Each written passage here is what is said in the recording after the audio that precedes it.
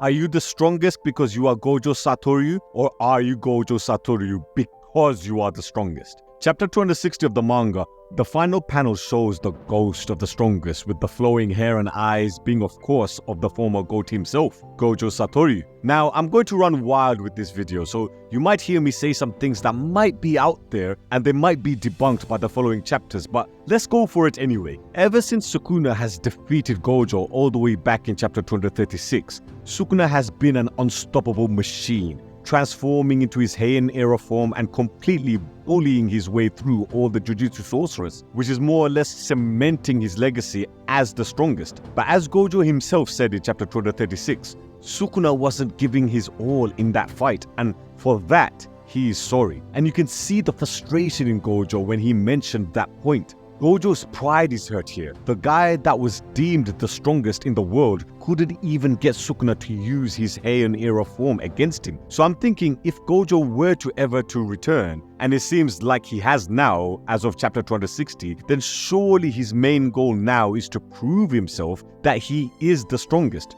Before the GOJO vs Sukuna fight in chapter 223, Gojo said to Sukuna that he is the challenger. Well, now I feel the roles have reversed, and that Gojo is the one who is the challenger now against Heian era Sukuna. Now guys, in a previous video, I mentioned how Sukuna is more or less a typical Saiyan from Dragon Ball Z. He doesn't really care about taking over the world or having some masterful plan like a Kinjaku, or having the cursed spirits be the true humans of the world that they are living in, just like how Jogo and the disaster curses wanted. He just wants to fight and feast. But mainly he wants to test himself against strong fighters. Like in the recent chapters against Higuruma, he wanted to see how he would fare up against the executioner's sword.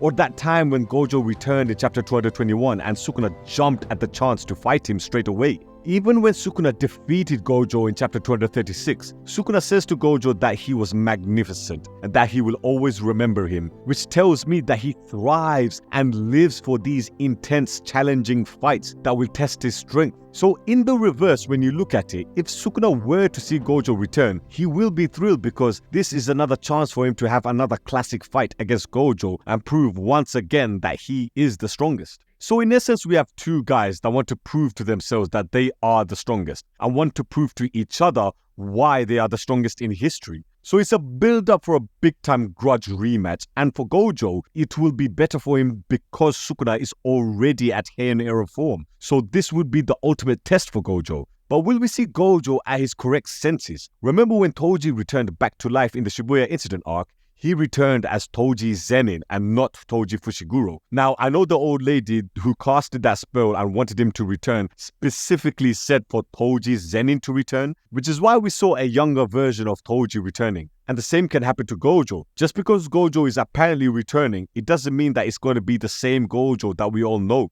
And what if that's the case? What if the ghost of Gojo that we see at the end of chapter 260 is in fact a cursed spirit? What if it's not Gojo himself, but that cursed spirit still possesses the raw power of Gojo? We shouldn't be surprised if something like this were to happen, because we have seen characters like Yorozu, Kashimo, and many other Jujutsu sorcerers who lived in a different time return to the Culling Games. So is it really that far-fetched to think that Gojo can also return as a cursed spirit, since we have already seen many characters return before? Toji doesn't even have any cursed energy and he still returns, so characters coming back from the dead should not shock us fans. For me guys, I'll have videos about it soon, but still believe Kinjaku is still alive. I'll be releasing videos on why I think he's still alive very soon, so stay tuned for those videos. But I feel either there could have been a condition in the Culling Games that was triggered that allowed Gojo to return. It could be a binding vow as well, in that a sacrifice was made in order for Gojo to return. Look at how Toji and Yorozu returned.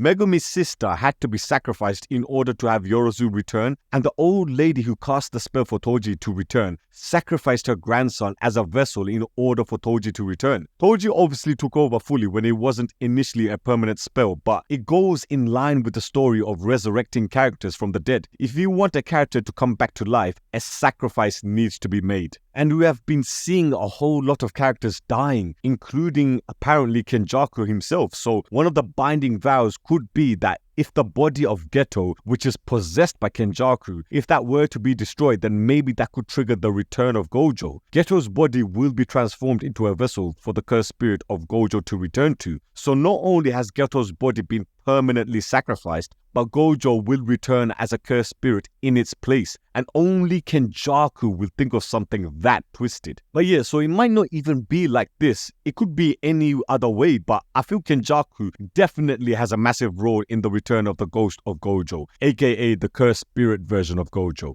But if Kinjaku is 100% involved with this, then I think the ultimate goal for him now is to fuse the cursed spirit of Gojo with the version of Master Tengen, who in turn is fusing with the people of Japan to create the ultimate cursed spirit, who I like to call Monster Tengen. Can you imagine that Monster Tengen fused with Gojo? Us fans always wondered what would happen if Gojo were to be evil. This will be the ultimate twist from Akutami, not only making Gojo evil, but essentially the final big bad boss of the Jujutsu Kaisen story. This will also be Sukuna's ultimate test as well, and I mentioned earlier, Sukuna thrives on challenges and big battles, so fighting off against the strongest cursed spirit in history, which is also fused with the spirit of Gojo, could that be the ultimate final showdown that Sukuna is searching for? Gojo vs Sukuna Part 2, but not the way you thought it would happen. I know this theory is quite out there, but if you look deep into it, it makes sense because Gojo not pushing Sukuna to use his full strength